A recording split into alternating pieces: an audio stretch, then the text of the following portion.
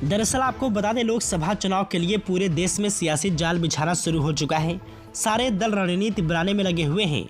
हर बार की तरह इस बार भी रूठने मनाने का दौर शुरू हो चुका है।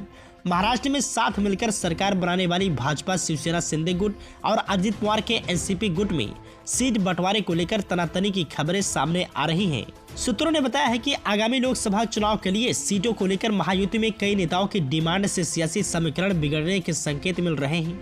अजित पवार के एनसीपी गुट ने लोकसभा चुनाव के लिए 9 सीटों की मांग की है। वर्तमान की बात करें तो बारामती, सतारा, सिरूर, रायगढ़ से एनसीपी के 4 सांसद हैं।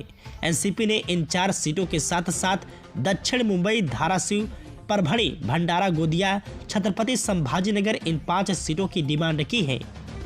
महाराष्ट्र की इन लोकसभा सीटों पर शिवसेना शिंदे गुट और बीजेपी अपने उम्मीदवार खड़े करने के प्रयास में है। सीटों की इस लड़ाई में एनसीपी की नाराजगी सामने आने लगी है। सीट बंटवारे को लेकर 3 दलों के गठबंधन महायुति में रस्साकसी के साथ तीनों दल महत्वपूर्ण संख्या में सीटों की मांग कर रहे हैं। महाराष्ट्र में कुल 48 लोकसभा सीटें हैं।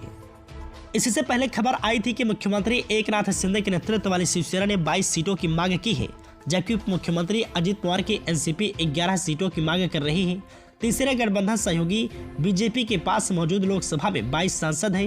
हाल ही में देवेंद्र फडणवीस ने कहा था कि गठबंधन सहयोगियों के साथ सीट बंटवारे पर कोई बातचीत शुरू नहीं हुई है। अभी तक किसी ने कोई मांग नहीं रखी है। उन्होंने कहा था कि हम गठबंधन सहयोगियों के साथ सीट बंटवारे पर चर्चा करेंगे और जो भी सीटें तय होंगी वह उन्हें दी जाएंगी। सीट बंटवारे को लेकर कोई लड़ाई झगड़ा नहीं है। मीडिया रिपोर्ट्स के मुताबिक बीते दिनों शिवसेना नेता ने नाम न छपने की शर्त पर बताया था कि शिंदे की सेना ने 22 सीटों की मांग की थी। संयुक्त शिवसेना ने 18 लोकसभा सीटें जीती थी और 4 उम्मीदवार करीबी अंतर से हार गए थे। इसलिए महाराष्ट्र में शिवसेना शिंदे गुट को कुल 22 सीटें दी जानी चाहिए।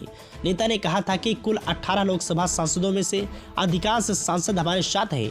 अधिकतम सीटें पाना हमारा अधिकार है। हमने अपनी मांग रख दी है, अब बीजेपी को फैसला करना है। वहीं आपको बता दें, भाजपा के एक वरिष्ठ नेता ने कहा था कि उनकी पार्टी 105 विधायकों के साथ सबसे बड़ी पार्टी है।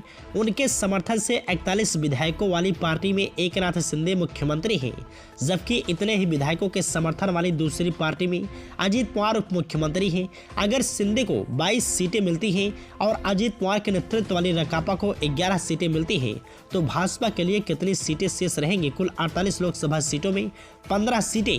वर्तमान में हमारे पास 22 लोकसभा सांसद हैं और गठबंधन सहयोगी केवल चुनाव लड़ने के लिए कह रहे हैं। ऐसा कैसे हो सकता है?